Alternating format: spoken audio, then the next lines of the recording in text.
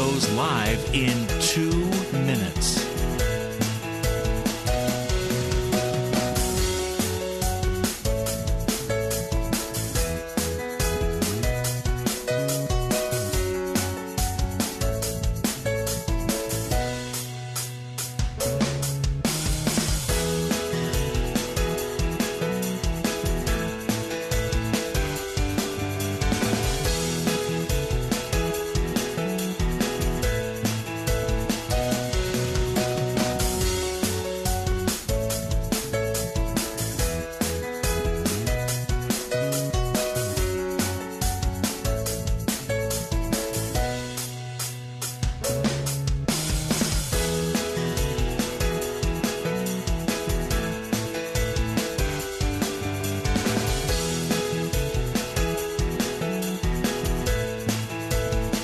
Lynn Cullen live in 1 minute.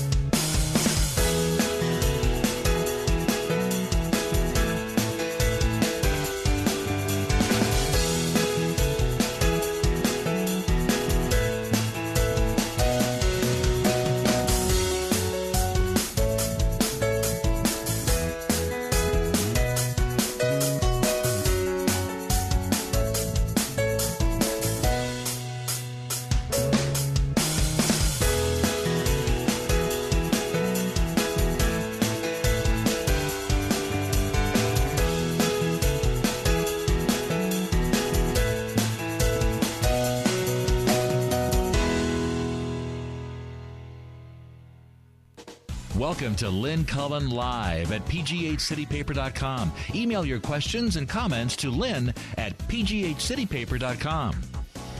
Well, hello there and a welcome. It's, I'm looking at Sokolowski. It must be Thursday. Mm-hmm. Yes, indeed it is. The last day of January 2013. Wow. Oh, my God. I know. 1/12 of 2013 is already it's gone. Time flies. It does, doesn't it? Oh, it does. Okay. Well, let's not sound like a bunch of old fogies yet. We'll get to that. Oh, is it 2020? So, excuse me. Here's something. Did you happen to watch any of I heard her twice, but I didn't see the picture. I mean, I didn't see it on television. I was stuck at home yesterday afternoon, and I did watch just a lot of... I watched C-SPAN. I just watched Wow. That was interesting. Mm-hmm. I mean, alternately depressing, and then I don't know, you would... Gabby Giffords, her husband... The astronaut. Yeah, strikes me as just an extraordinary man. Well, I mean, to go into that kind of profession, number one. Then the way but the way he's been since the injury, the clear. I mean, caring for her. In many ways, she's been taken from him. In many ways, she can't really speak. She can't really express herself like she used to. She can't find the words. She's paralyzed on one side, or she's blinded on one side. She's. Oh, I didn't realize that there's that much residual. Yeah. Oh no. She's not who she was at all. Do they think she will get more speed? No. This is. I mean, she was just. Her brain got drilled. No, I realize that, but I mean, sometimes if you get drilled at the right angle, it's not so bad. Well, apparently she got drilled at the right angle, and that she's not dead. No, exactly. But it's interesting. When I was listening, it sounded like a child speak because it was such pacing and not many adjectives. Well, if you watch, she was reading it, and he was right there. And he was like, it was like watching somebody watch a little child try to read. He was like, he was really like, you could tell, willing her to get from word to word to word. It was very, very hard for her.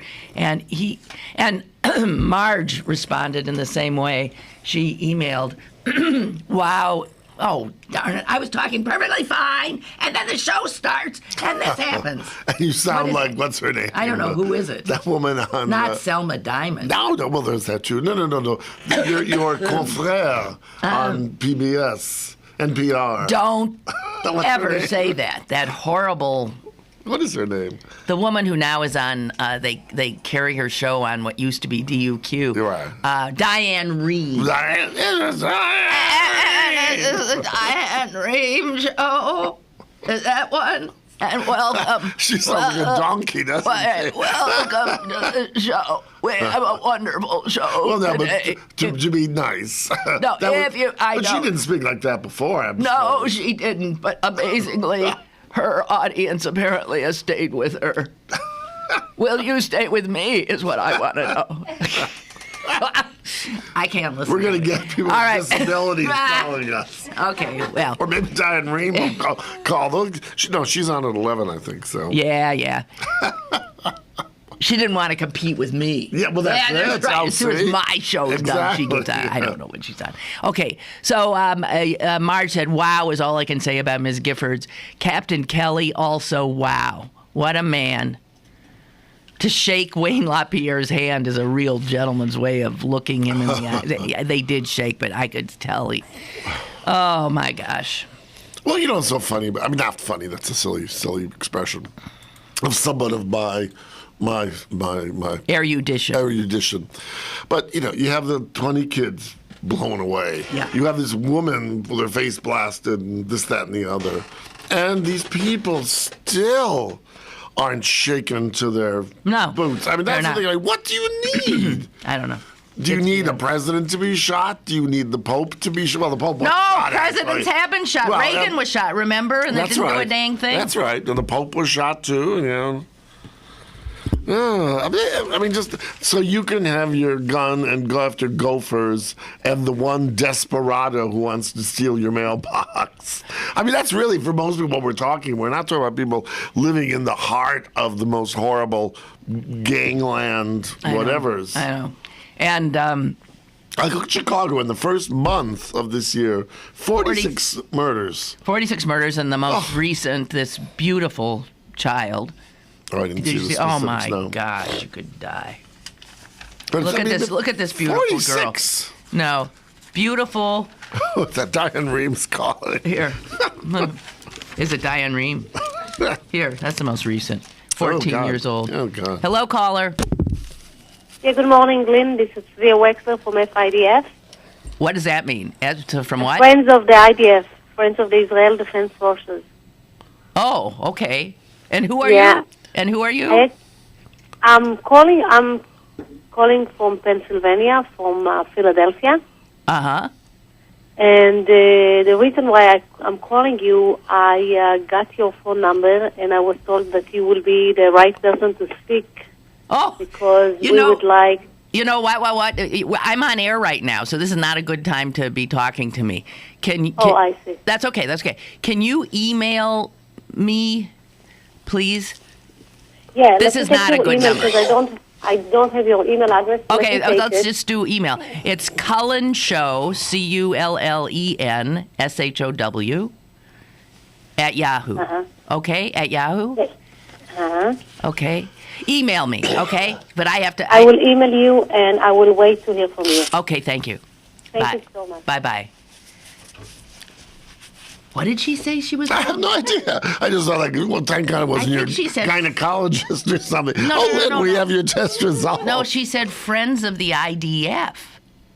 Something That's like that. the Israeli Defense Force. That's the Israeli Army. Well, maybe. Why would they want me to talk to them? Maybe because we talked about women in the army.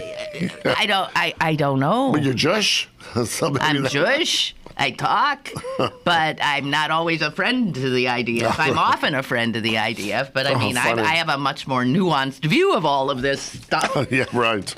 Well, so do the Israelis, obviously, given the last election. Yeah, given the last election, absolutely.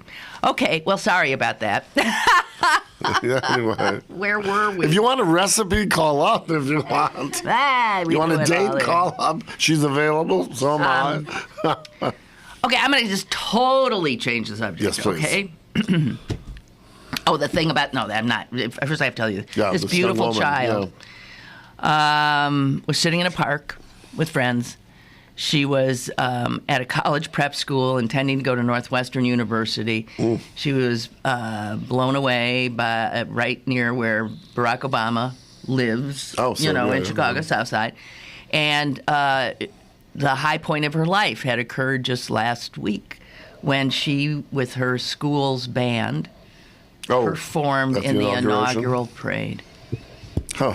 What, it was just a drive-by? Random, they said, what I read today is that some gang guy jumped over a fence and mistook them for somebody else and started blowing them all away. I don't know. And if he didn't have a gun, that wouldn't have happened.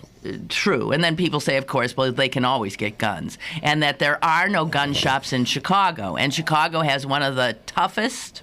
There's no gun shops in Chicago. But what they said, because one picture they showed is in Skokie, which is a suburb, very Jewish suburb, strong Jewish suburbs of Chicago.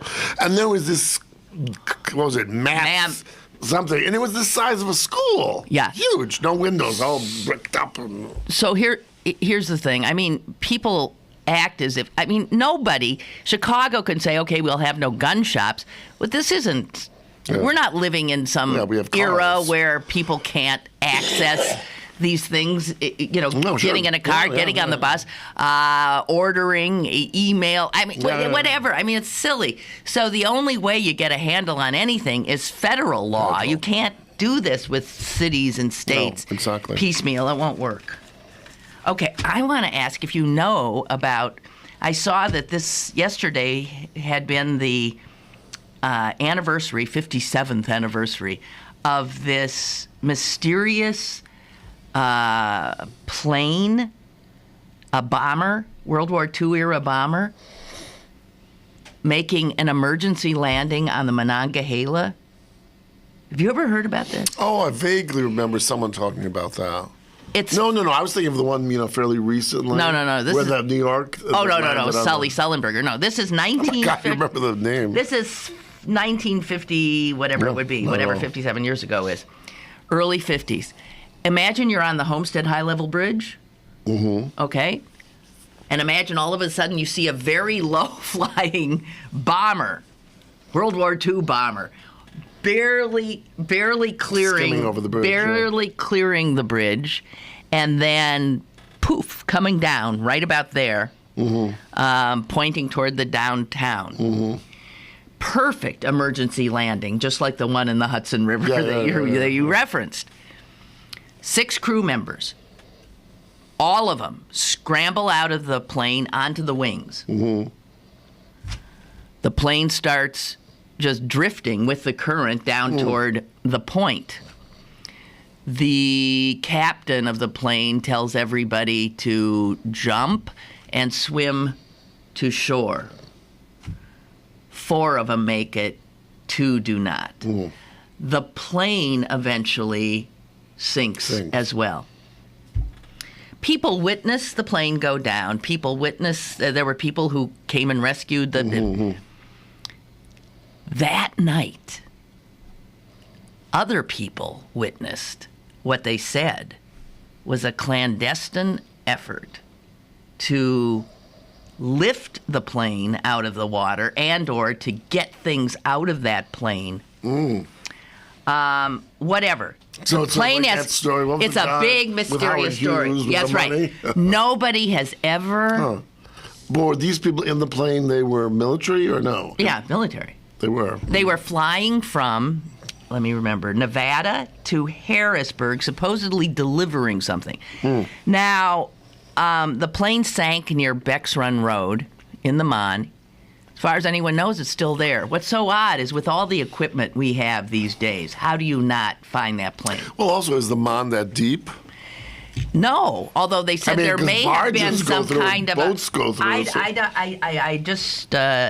don't know. Certainly, if someone tried to pull it out, that would by no means be clandestine. This was in 1956. Okay.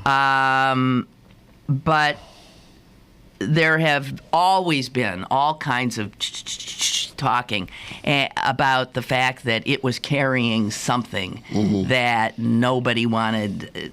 I mean, that the government did not want to get anyone to get their hands on. There's talk that the CIA immediately came in and tried to get things off the plane. Wow. You don't know. It had that there was a secret weapon aboard. But, this is the kind of plane it was. It's a good old World War II bomber plane. It's the same kind of plane, by the way, that B-25 that flew into the not Eiffel Tower, the Empire State Building. Do you remember when the Empire State Building was hit by... right.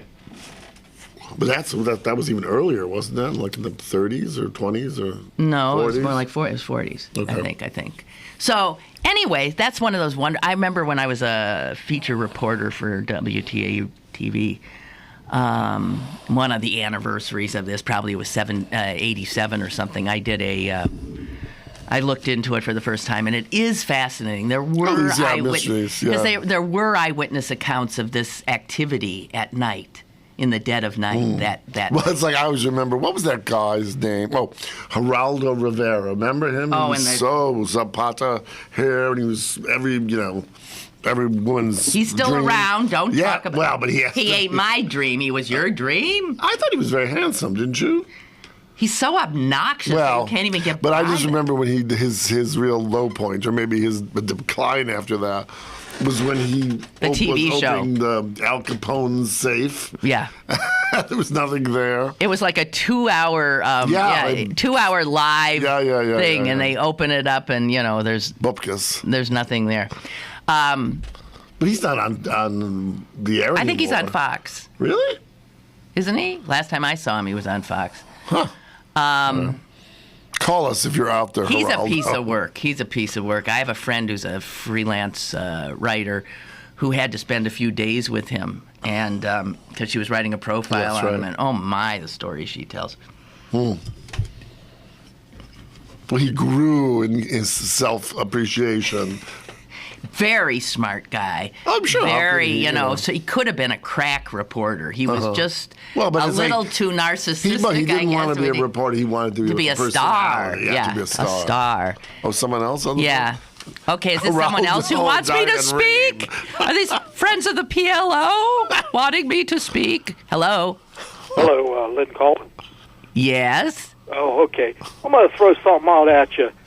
Now, I know it changes the subject a little bit, but if you don't believe in somebody that's a higher power than you, somebody created you, watch that show on the History Channel, and I know you'll be crazy, think I'm crazy to say it. It's called Ancient Aliens. Now, I'm not believing behind the alien thing, but when you see these tombs and things that were made back then, and I've been a craftsman, worked my hands all my life, how square these things are in a level, it's so amazing. Yeah. You have to think there's a higher power up there that helped these people do this. It just amazes me every time I watch that show like that. Even you look at the pyramids. I mean, you look at a lot of the ancient architecture. How the hell did they do that? Slave labor. Yeah. That's how slave labor. I mean, they had a man that worked with stone, and they said, "Can you duplicate that?" He said, "No, it would take me 30 years, and I don't even think I could get it done." He said, "I'd be dead before I'd get it done." I mean, that's amazing to me. Yeah. Okay. Well. Okay, we'll see. Okay. Well, I mean, you're saying that to you proves there has to be a God. That's not where I would necessarily go with that. I had a doctor a dentist actually, who while my mouth was open and he had a sharp object in it, started telling me that he believed that Adam and Eve were astronauts from another galaxy or something. I would love to have seen your eyes. I know. It's like, this guy, oh, dear God. Yes. He's a hell of a good dentist, this guy. Okay. But he does subscribe. Well, and I thought, well, that's as good a thing as any that, they populated. Yeah, came from another world. World, and then that would explain that if they were, space travelers who came here to populate the Earth, be like the first that they people. might be able to, in fact, easily build these amazing edifices before you thought anyone. Well, no, but I would say, I mean, look at it. I don't know what archaeological find he was talking about. But the pyramids, the Incas and the Mayans and the Aztecs did. Chinese, they're in the exactly. All when you these talked amazing about Greece and Rome, we're even talking about whale much later. I think it's just human ingenuity. To me, what I thought he might be going towards was the fact that, and this is where I would connect religion in it, most of these structures had to do, with the afterlife in terms of the pyramids or worshiping a god, and that this idea of worshiping with the greatest skills you have to build an exuberant, beautiful structure to house that deity or whatever. That sort of says a lot about belief. Yes. Because through all times, the greatest architectural edifices have probably been prompted by a desire to extol the virtue of maybe placate, maybe whatever, but always the supreme being. Yeah. But as I said, the main part of it is like the pyramids.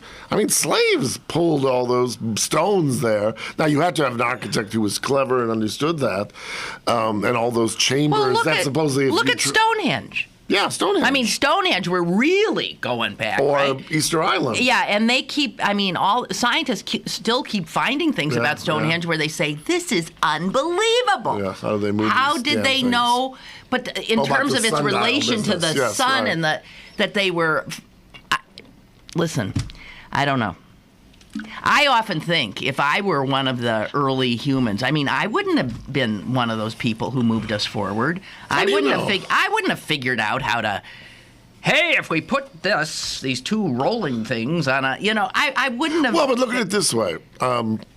This is both, I guess, to diminish that, but also to expand it, is the fact of we have TV, we have Netflix, we have whatever. All these people had was like a sharpened stone and some rope, and the human mind, even if it was an illiterate one, looked about and saw that the sun came up at the same time pretty much every day, and they looked like when cows gave gestation periods, and so they just observed the minutiae of everyday life. And that was their books. They figured things out. Yeah. And we maybe, even though we have all these, we're on this blog and Jess is typing away and this one's doing this. If we were focusing on what we were doing on any one little thing, eating a peach, we probably would be more attuned to the world and the rest of the people around us. What's the allusion to eating a peach in a great poem? I think it's T.S. Eliot. All right. What is it? I don't know. Is it proof rock or it might whatever? Be. Here's something. There was a picture in the Post-Gazette today that made me laugh. Oh, good. I don't think I was supposed to laugh. I'm not sure. Oh, wow. It's a. But is that's it? a Hindu holy man. Oh yes. A sadhu. A sadhu, and he's all dolled up in... But it could also be something from Vogue. Well, that's true. It could be a Vogue photo shoot, whatever. And he seems to be on a boat with a lot of... military. Men, with shaved heads. Oh, I thought those were helmets. No, shaved heads. And here's what it says. A Hindu holy man... He's got a camera, a very fancy camera. It's got a big lens. He's a Hindu holy man uses a digital camera to take photographs of others from the Juna Akara sect at the confluence of the Ganges and Yamuna rivers during, I'm not even going to try to pronounce it, festival in Allahabad, India. Now, here's the funny part. The men are performing rituals believed to rid them of all ties to this life and to dedicate themselves to serving God as a Naga, or naked holy man. The significance of nakedness is that they will not have any worldly ties to material belongings, even something as simple as clothes. Okay, well, so they're shedding themselves of all material things. But holding a Leica camera. That's it! What is this guy got this fancy... I didn't mean to spit on you. This fancy schmancy camera. Well, why... Yeah, it's well. That's like I told you the story when I went to one of these North Side green markets a couple of summers ago, and there was this very mean Amish woman. What? That's absolutely impossible. A mean Amish Oh my God! You know what they do? Oh, and Jess says they're all mean. Would you like to walk that back a little bit? Just a second. Okay, wait. We got a call. I hope it's not an angry Amish person. Yeah, or hello. Hey guys, it's PJ from Greensburg. PJ. Hey, I love the little esoteric version of the show you're doing today, the esoteric information, the paranormal and whatnot, starting with the bomber and moving on. I think when you talk about things like the pyramid and Stonehenge and things like that, I think actually, those people, and Tom alluded to it, were so much more in touch with the physical and natural world that surrounded them. Yes, of course. I think they have the same brains that we have. Yes, right. The same intellectual capacity, the same physical capacity. Right. And in some sense, I would suggest that they even had more physical capacity because they were in touch more with simple machines. Right. And there weren't as many intrusions into their lives, separating them from There wasn't real as things. much distraction. Everything was pretty, basic, but... You're right. You're right. So, of course, there were geniuses. Imagine walking outside at night, right now, if all the power in the world was shut off and you walked outside at night. Oh, wow. Imagine what the stars would be like. Most people have never seen a sky, the way the sky's supposed to look. And the only reason I have is I was once in the middle of the North Atlantic Ocean at night. And I happened to sort of, lie on my back and could not believe the blanket of stars. Could not believe what I was seeing. We forgot how to make concrete. That's right, yeah. What? We forgot the recipe for concrete for thousands of years. Not thousands, but pushing 2,000 years. Really? Who the Romans had a great concrete. Yeah. And then what happened? Somebody... The Dark Ages. Right. Well, they were building things in the Dark Ages. They weren't making concrete. They were when we came out of the Dark Ages and they started building cathedrals, they weren't using concrete. Right. Oh, okay. It really wasn't. So you mean the Romans with viaducts and all of that stuff? Oh, yeah, they knew how to do it, and with your reinforcements and that. Well, look at the Pantheon. It's still standing. But it's that engineering aspect. I mean, the bridges and it just blows your mind. Well, and the Pantheon is incredible. I mean, that dome is an unsupported dome. Right. There's no central columns. Right. It's the largest dome of that kind in the world, and it's all concrete. Mm-hmm. I have to say, one experience, I had a very rare pleasure of one time when I was living in Rome to be able to crawl on the outside of the dome. Oh. And what was wonderful is they were, of course, always repairing it, but wherever there was a repair, and usually it was a kind of bronze plaque, sort of like a plate you'd put on bones when they break, and it would always have the papal crest and the name of the Pope in which it was done. Wow. And the funniest thing was we crawled right to the edge of the oculus, which is open to the weather. And you look down, and some of our friends who were in the building itself said, up there, we just look like little ants. Little ants. Yeah, wow. What year was that built? Oh, wait. Give me a I should remember, because the inscription is M. Agrippa me fecit in, oh, shoot.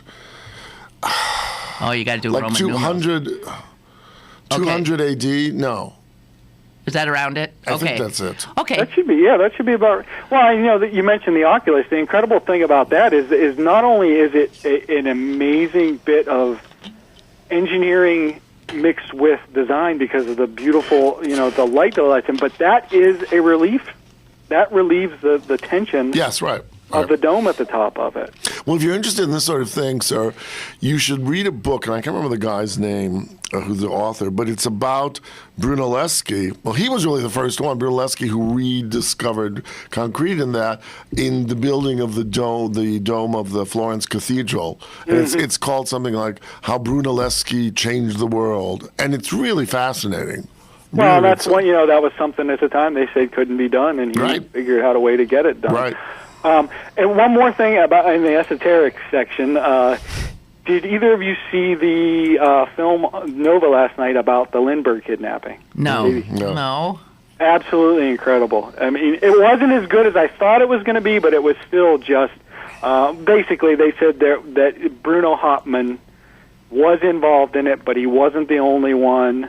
And they backed it up with a lot of evidence. But Charles Lindbergh was just a creepy... Yeah, he was a jerk. He was a creepy, nasty man. She, however, was a wonderful woman from what I can tell. How did she... I can't figure that. Well, I think from what I've... Because after I watched it, I then went on and spent hours online reading about the whole thing. She seemed to be a very passive... Okay. A woman of her time. Well, and very, very self-conscious, very private, very... maybe doubt herself, which would go perfectly with his just overpowering narcissism. Right. He wanted to be and I didn't know he had children in Germany. Yes, he had a whole family in Germany. Right, he was you didn't know that? No. They found that out relatively recently. Right. Yeah, because they were supposed to be sworn to secrecy, and when he died, the families came out and said, "That's right." Yeah, I guess they accredited that to his belief in eugenics, and he wanted to spread his great seed. Oh, right. Oh, because the Germans were already so perfect. Right. Yeah. I mean, he was just a friggin' Nazi, is what he was. He was basically. Jerk. Well, yeah, and he was worse than a Nazi because they. Well, I don't know, but that's a stupid way to phrase it. But he was just completely narcissistic and egocentric, and thought he was the cock of the walk, and that. And they say that that's one of the reasons that the investigation of his child's kidnapping and murder went nowhere, because he controlled the whole investigation. Wow. So, okay, guys. Thank you. Thanks. Bye-bye. Thank you. Bye. I got to take a break. And then when we come back, we're going to continue with the, as PJ said, esoterica. We've got something that melds art... and food, and the death sentence. The last two, I remember. I love this. In just a minute. More is on the way with Lynn Cullen Live. Today, My Care Navigator forwarded my medical records and freed my mind for other things. Introducing My Care Navigator, your 24/7 healthcare co-pilot, new from Highmark. My Care Navigator found me the ideal specialist. Less work for me. My Care Navigator makes it easier to navigate the system. Call 1-888-BLUE-428 to connect with yours today. Highmark Blue Cross Blue Shield is an independent licensee of the Blue Cross and Blue Shield Association. Go to bergbargains.com for great deals on meals from your favorite local restaurants, museums, and shows. This week only, get discounts up to 20% on gift cards to Cracker Barrel. Supplies are limited. bergbargains.com, Pittsburgh's best bargains. bergbargains.com. Lynn Cullen Live and Panera Bread celebrate the life and legacy of Dr. Martin Luther King. Thursday, April 4th, Dr. Martin Luther King Jr. spent most of the day conferring with his aides in a second-floor room at the Lorraine Hotel in Memphis. That night, while standing on the balcony, a single shot from a sniper's high-powered rifle exploded in King's face. Dr. Martin Luther King Jr., the apostle of nonviolence, was dead. Countdown to King, brought to you by Highmark Blue Cross Blue Shield. Have a greater hand in your health, and Lynn Cullen Live. You're listening to Lynn Cullen Live at pghcitypaper.com. Once again, here's Lynn Cullen. No, I think he had a card business, something like that. Hello there, and welcome. Okay, so this is, and I want to talk to you about it because you are the resident art Kunsthistorisches Macher. Art history. What was that? Kunsthistorisch. Kunst as in art, and historisches as in history. Was that German? German, yeah. Say that again. Kunsthistorisch. Trying to get that. It looks like you're gonna strangle. You're gonna self-strangle yourself. Right. On the Kunstgeschichte. Kunstgeschichte is actually. Well, you are art history. Whatever that is, you are. Yes. Okay, so there is this art display in Corvallis, Oregon, by a woman, an artist named Julie Green. You've heard of it, or you saw it. You just saw that. You saw the piece in the Times. Okay, this woman, she takes a plate, and then with blue. Whoa, gesundheit. Thank you. Then with cobalt blue paint, which he then gesundheit fired to permanence. Right. Puts on these plates the last supper, the last meal of a person on death row. Thank you very much. Because the standard thing is you're asked, even though they're about to kill you. They're going to kill you. They say, would you like fried? I've often said to that, I always thought that was so bizarre that you're about to be murdered by the state, and they're going to give you this nice little gift on your way out. What do you want your last meal to be? And sometimes I remember reading, and this was not, this was documented, they can be fairly grandiose. You can ask for filet mignon. Well, you could. They just say, what is your last meal going to be? And what struck me is, you place yourself in these situations. Sure. Frankly, I don't think I could eat a thing. That's it. I mean, who wants to eat? I'm about to die. I don't feel like eating. I don't think I would be like ugh. But what's interesting is, so she has gone back, this artist, and researched these last meal requests for everybody, I guess, since 1919. No, I think she even goes back into the 1800s. Oh, I only skimmed the article. So she hasn't actually met some of these prisoners? No, I don't. From documentation. I don't believe so. She has over 500 plates. Yeah, right. She does about 50 a year. Mm-hmm. I mean, it takes some doing, apparently. Yeah. And what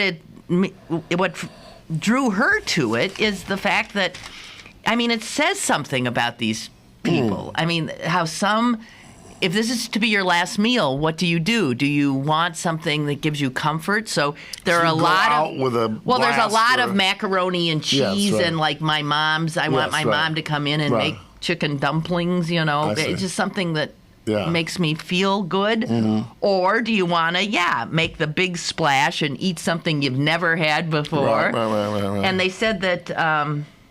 But I just thought of something totally grotesque. But just think, you eat something, and then for your last night before you're fried, you have, diarrhea or stomach ulcers. Well, maybe whatever. I could get the macaroni and cheese, just a last good sleep before the real sleep. Well, listen to this. One man ordered buffalo steak and sugar-free black walnut ice cream. Oh. That's odd, but wonderful. Another I don't even know how to pronounce this. Fried sokolowski fish topped with crawfish étouffée. Oh, my. I don't know what that is either. Oh, it's and then she said that some don't choose anything. Some say, I guess that would be like me. Go away. What the hell do I even want to? And she says, and that's, there's something powerful about all of that. Here's an odd one. 4 olives and a bottle of wild berry flavored water.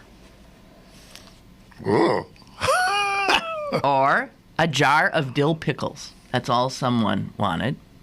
I wonder, does it say, will they give them liquor? No, I don't think they will give them liquor. Okay. I don't think they would give them liquor.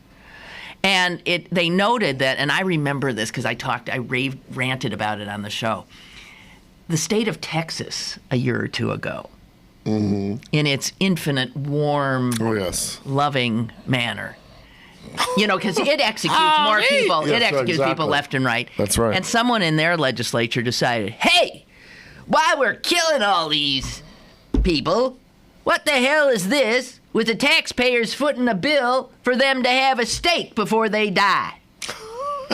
So they wiped out. They wiped out this last... The final hurrah, the last meal request. Only in Texas. A state that has put more people to death than any other state since the Supreme Court said, go ahead, states. And that was in 1976. Yeah. You can kill people. Well, I sort of, in a funny way, I'm not going to change your mind or mine about Texas. But I sort of agree with that. There's a certain odd oxymoronic notion of sort of giving someone filet mignon and frying them. I mean, I don't know. Well, yeah, but I mean... And is that really something... No, it makes no sense at all. It's absurd. It's absurd. But it's very Victorian. But there's something it's a mean-spiritedness to take it away. That's right. I mean, I just like... And we're going to make them sad the night before. I mean, of course they're hungry. Sad. Well, they're about to kill. Is it Texas that's going to do it, or who? This woman, the first woman. She came within 5 hours of being fried, I guess, a few days ago.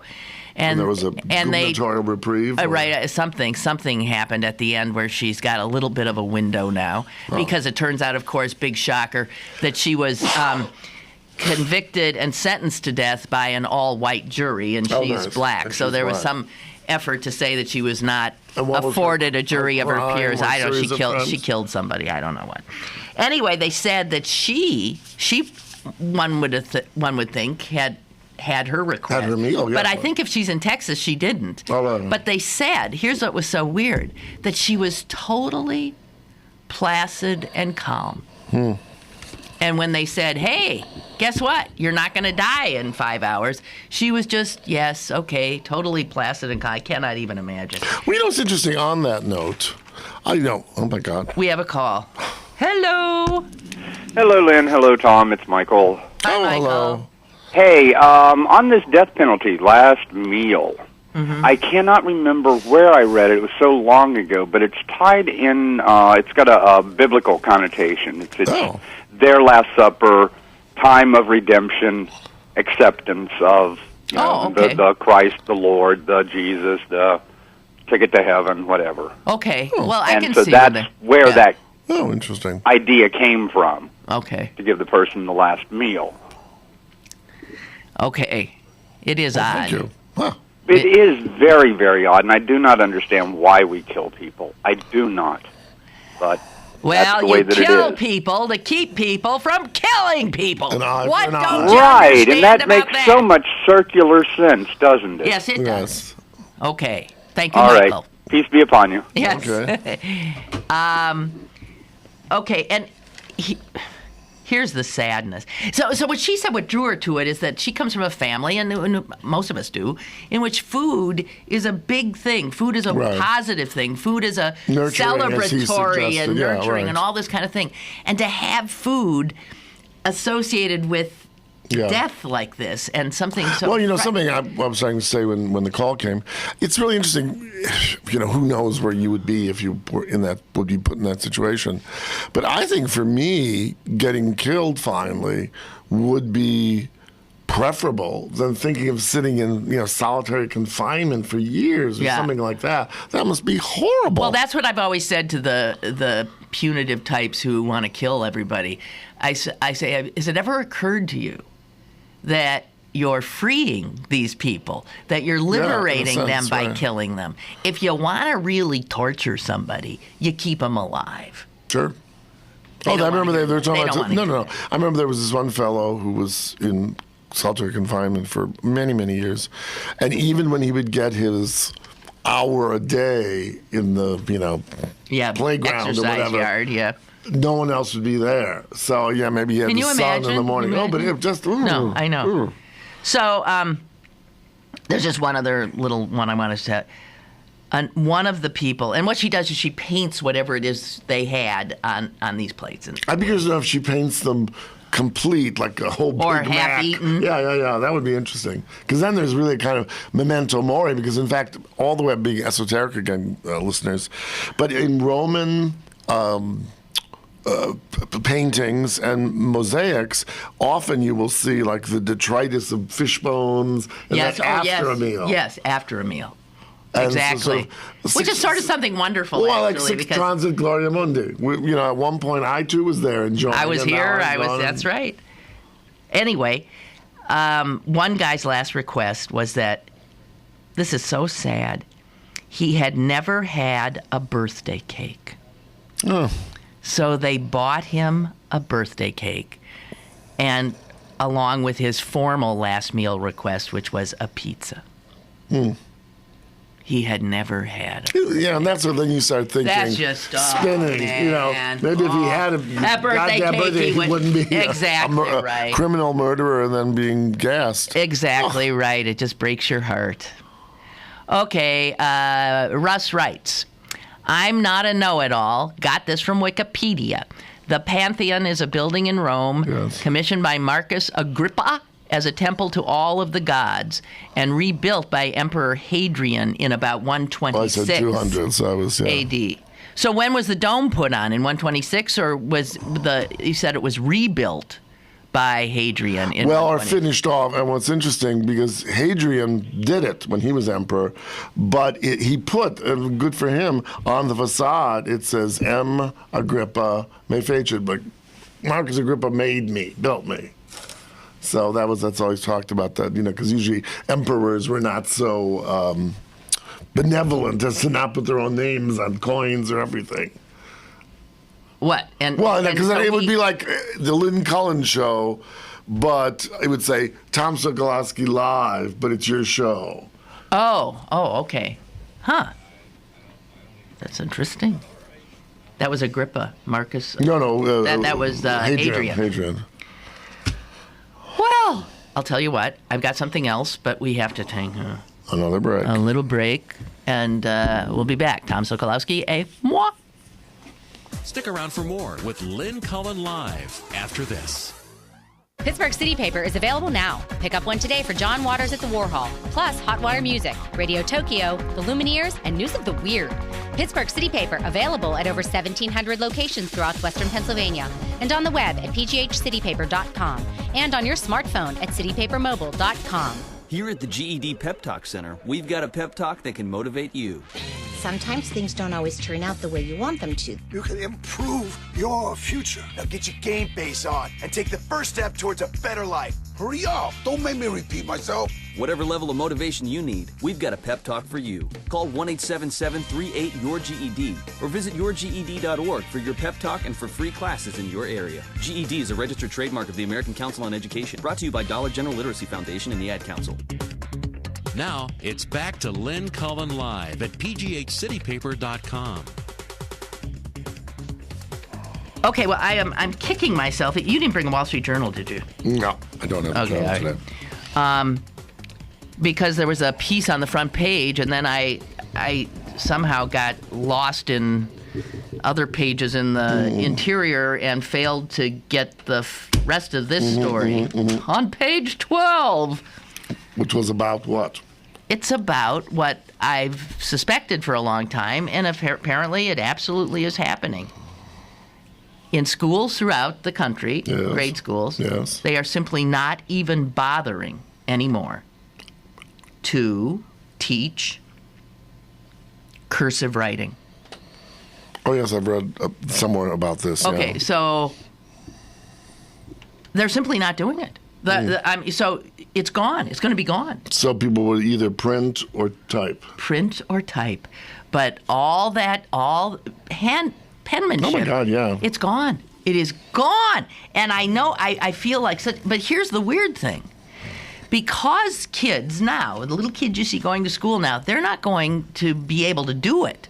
But they're also not going to be able to read it. Think about that. Right. They aren't going to be able to read it. And so the thing that blew me away is that they said that children will think of a child looking at, the Declaration of Independence. Right. It'll look like Arabic. It'll look like. Well, the other thing is, how then do you teach them? Because obviously, we still, at least in the near foreseeable future, a signature is something that legally bind. We used to legally bind checks and right, but a signature now will be printed. I always thought it was very interesting. I think I mentioned once before the friend, now deceased, was pretty good, quite good actually, amateur graphologist. And how much in people's signatures, people have crazy. Yes. You can tell about it. Yeah. And they do personal kind of riffs on letters and what have you. But also, it's funny, I'm just thinking of, now kids, I guess, are used to it, but now many people tell me, kids in college or whatever, take notes on the computer. they take notes on their computer. You really have to learn how to type pretty fast, too.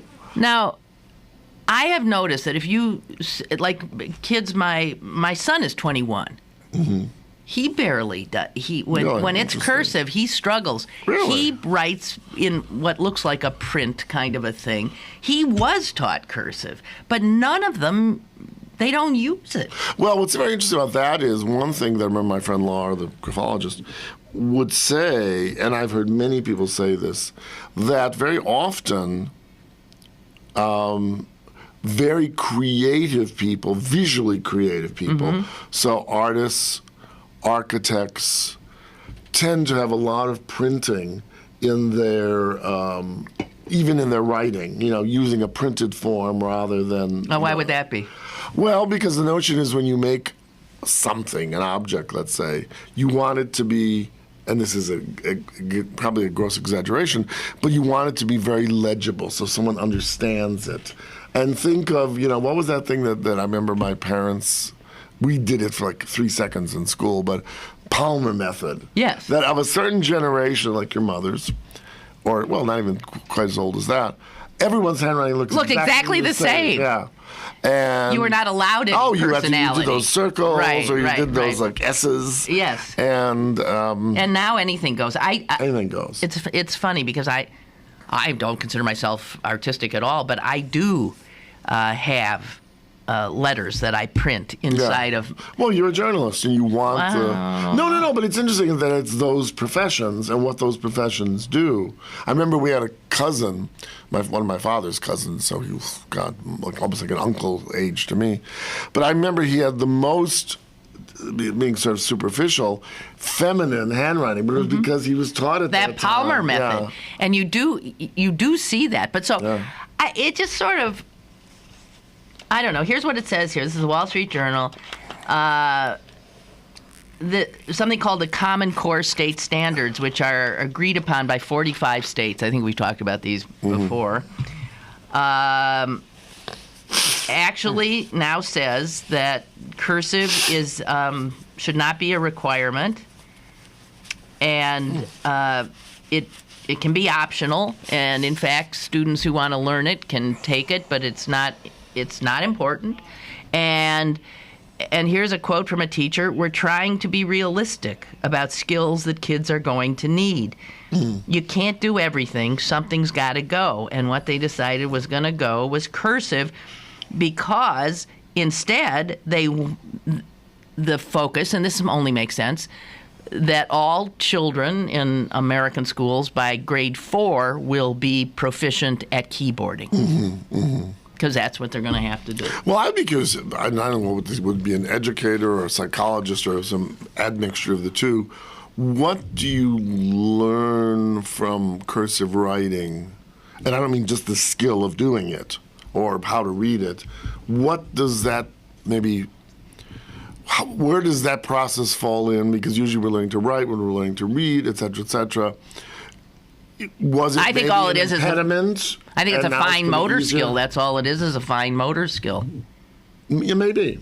And if it is, then why not type? I mean... Right. But, here again, in a generation or two, all those... I've saved letters. I save all my letters. Letters from my parents. Letters from their parents. I have a trove of letters. They're precious to me. But they're in cursive. I know. Who's going to read them? But I think my grandchildren won't know how to read it. I think I don't even know if you're a listener. All right, we have a call. Hello, caller. Hey, Lynn, it's Mike from D.C. Hi. The cursor issue, cursive issue, I teach or volunteer at a high school, and I had a kid a couple months ago say to me, "Mr. Anderson, could you not give me notes in cursive? Because I don't know how to read it." Really? Wow. There you go. And I said no. So every note I gave that kid, I made sure it was in cursive, because I said, you have to know this. You can't say to your boss, when your boss gives you a written note, "Oh, I don't know how to read this. Could you print it for me?" So, but the point to that, though, part of our common language. But it's disappearing. It's gone. Well, but the point is, Mike, I think you're absolutely right. But in 25 years, you won't be. I mean, because we will have moved to another level. And I think, if there's something about, we all have grown up writing and we're for a certain age, etc. But, I remember there was one time, I think I've said this once before, but there was an old German-trained scholar of antiquity who was a professor of mine. And he once was railing in our class because we didn't know Greek and Latin and whatever. And one of my co-students stood up and said, well, yes, Professor, you're right, but you didn't know Chinese or Hindi or Urdu. And so I think it's just a matter of a different set of skill sets. It's not that we don't learn, because if we can communicate by typing notes, why is it different? When we're in that period, when we're on the cusp, that's when it's difficult, because some people can read cursive letters. But what I was going to say to you, Lynn, about your son, or your letters, well, it's just like if you all of a sudden you want to be a scholar on Proust, well, you learn to read French, and you learn to read French real well, so people could learn to read. Yeah. Well, Mike, I mean, you're this is a losing fight on your part, and the kid is just I mean, there it is. Yeah, but I think it was a she. She needs something for me, and that's my knowledge, my wisdom, my notes on her performance. If she wants that for me, she's going to have to learn how to read cursive. Okay. At some point down the line, she's going to have a boss, and it's going to be clear that you don't know how to read cursive. They're not going to change for you. And in 50 years, they'll be the old people, and they can make the rules, but there is no way in hell I could say to my boss who sent me a note, or even wrote it on a Post-it, I don't know how to read cursive. There's no way I could say that as a professional in the field in which I work. Okay. None. Okay. Thank you for the call. Appreciate it. Bye-bye. Well, yeah. Here's from Ray in regard to the death penalty. He submits Albert Camus. Okay. Capital punishment is the most premeditated of murders, to which no criminal's deed, however calculated, can be compared. For there to be an equivalency, the death penalty would have to punish a criminal who had warned his victim of the date at which he would inflict a horrible death upon him, and who, from that moment onward, had confined him at his mercy for months. Such a monster is not encountered in private life. P.S. Here is the reason I believe the U.S. is the capital of gun-related mass murders. Not guns, but what I call pathological eschatology. Have fun figuring it out. Pathological eschatology. I'm not sure what he means by that. What is eschatology? I'm trying to remember. Okay. I have to look that one up. Pathological ESCHAT.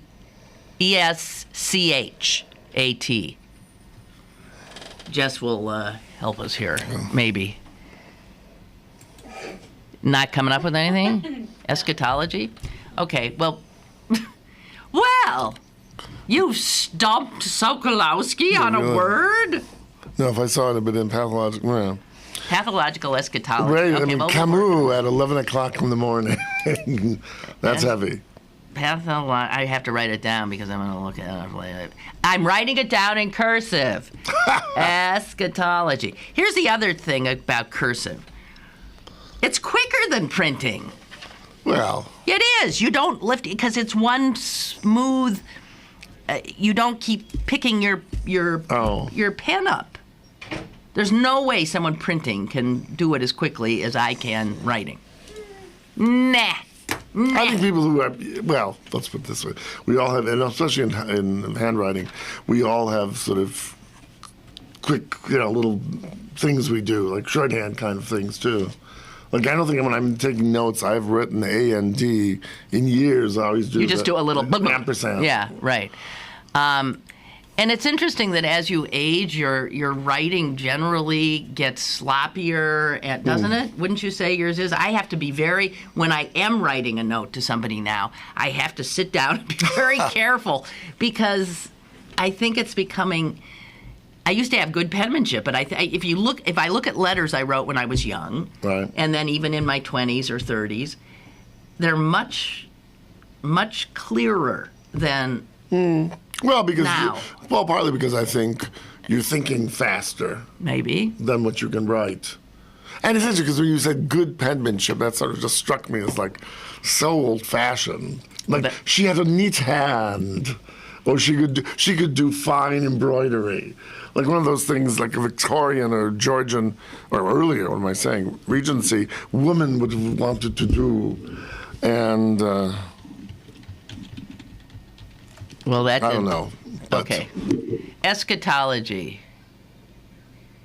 Well, all it did was give me your... Okay, never mind. Wrong. I hate this. Never mind. Well, we can't find it. Something to be brought up at a later date. Did you see that they've said that a lot of truisms about losing weight and stuff are just... have never been proved and in fact are myths? Will you stop blowing your nose in people's ears? Moving to the side. I'm sorry. I don't want to drool on your lovely microphone. Feel free. No, this is something in the New England Journal of Medicine, and they say that a lot of things that we just absolutely think are true are not. Such as?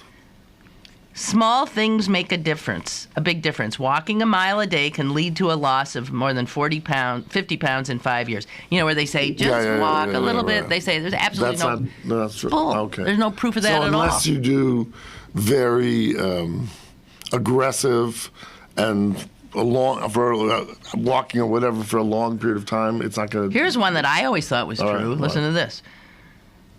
Slow and steady is the way to lose. You know, when you somebody said, yes. I just took it like a pound a week. Right, that's right. And they say, well, that's how. Right. And if you lose weight too fast, you will, in the long run, it ain't going to work. They say, there's no proof of that at all. Oh, well, I've had proof of that 3 times. Yeah, me too, because I've lost No, because a lot what of you weight do is, because if you do it quickly, what happens is, and this has been proven, your metabolism slows down, like someone who's in the desert, or a prisoner or something, so that you don't die. So your body is really... No, your body starts hanging on to every... So then what happens is, when you start eating, and they always say, put food back in slowly. Well, as human beings, all right, that's fine. I remember the first meal I had after I did one of these, diet shake things. And I was sitting there and listening to some music and not reading, because they said, focus on your food. That's what we don't focus. That's why we overeat. But then, within some weeks, I was not eating huge amounts, but eating, and my metabolism was still slowed down. That's right. And so, therefore, you just blow up. I know. All right. Eschatology, from the Greek.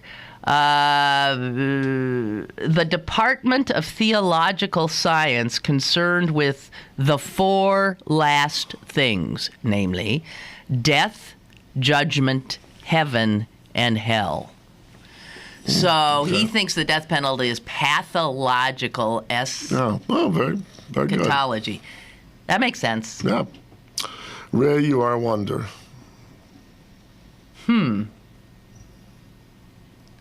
So it's the state getting itself involved in what is, frankly, just a Christian idea. This is not.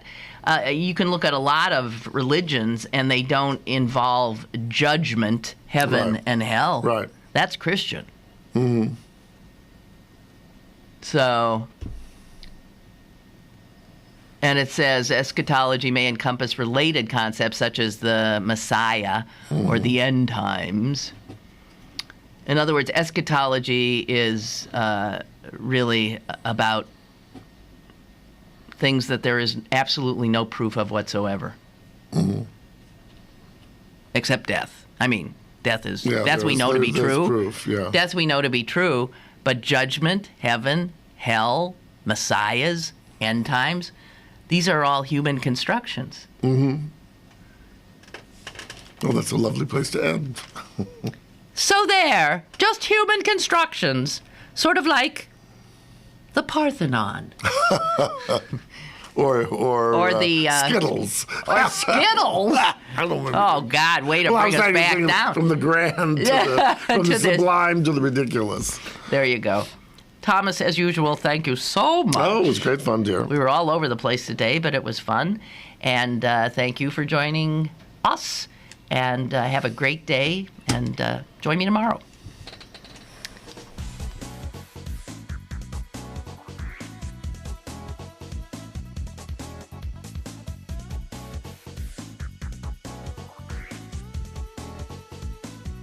Lynn Cullen Live, Monday through Friday from 10 a.m. to 11 a.m. and archived at pghcitypaper.com. The opinions expressed on Lynn Cullen Live are those of the host and do not necessarily reflect the viewpoints of Pittsburgh City Paper, Steel City Media, and its advertisers.